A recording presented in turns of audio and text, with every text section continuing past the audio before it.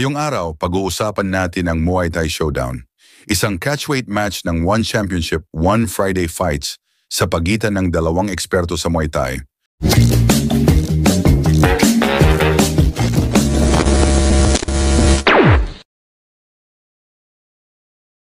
Ang mandirigmang Pinay, Islay Erica Bomogao kontra sa matapang na taga-Espanya, Nerea Rubio.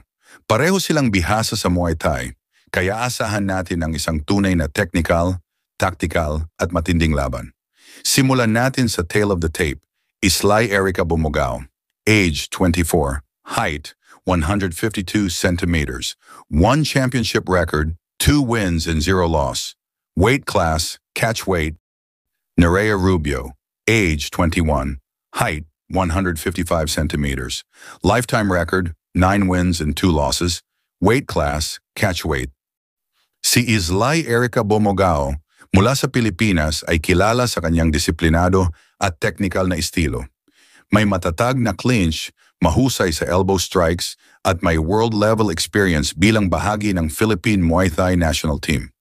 Si Nerea Rubio naman mula sa Espanya ay isa ring bihasang Muay Thai fighter.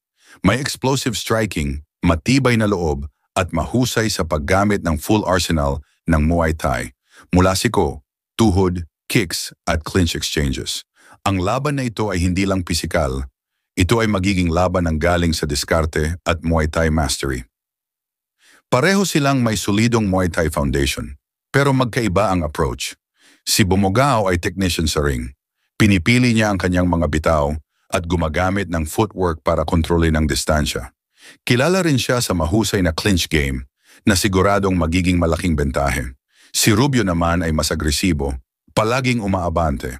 May mahusay na timing sa kanyang kicks at magaling magbasa ng openings para sa elbow exchanges. Sa laban na ito, hindi lang sapat ang lakas. Ang tamang execution at ring IQ ang magpapasya kung sino ang uuwi bilang panalo. Para kay Islay, narito ang kanyang mga susi sa tagumpay. Isa, control sa clinch. Dito siya malakas. Kung makokontrol niya si Rubio dito, malaki ang tsansa niyang manalo. 2, pumili ng tama at magbasa ng galaw. Huwag makipagbasagan agad. Gamitin ang kanyang disiplina sa laban. 3, gamitin ang siko. Sa mid-range exchanges, pwede niyang pasukin si Rubio at gumamit ng cutting elbows. Para naman kay Nerea Rubio, 1, i-maintain ang pressure. Huwag hayaang makakuha ng rhythm si Bomogao. Pagalawin agad ang laban. 2, pumira ng kicks sa katawan. Ito ang makakapagpabagal kay Bomogao at maaring magbukas ng opensa. 3, magpakita ng variety. Elbows, tips, knees. Dapat ipakita ni Rubio ang pagiging kompleto niya bilang Muay Thai fighter. Ngayong alam na natin ang mga galawan nila, sino kaya ang may edge? Kung magiging malinis ang depensa ni Bomogao at makuha niya ang control sa clinch, malaki ang posibilidad na siya ang uuwi ng panalo via desisyon. Pero kung magagawa ni Rubio ang kanyang plano, mabilis ang galaw, tuloy-tuloy ang pressure at hindi mapapasok sa clinch, posibleng siya naman ang humatak ng puntos. Ang prediction namin, Islay Erica Bomogao via unanimous decision, pero siguradong hindi magiging madali. Si Nerea Rubio ay isang mandirigmang handang makipagsabayan hanggang dulo. Kayo, sino ang bet nyo sa dalawang mandirigma? Tandaan, ang ating fight prediction ay isang analysis lamang na nakabase sa kanilang mga expertise. Ito ay combat sports, marami ang pwedeng mangyari sa bawat segundo ng kanilang sagupaan.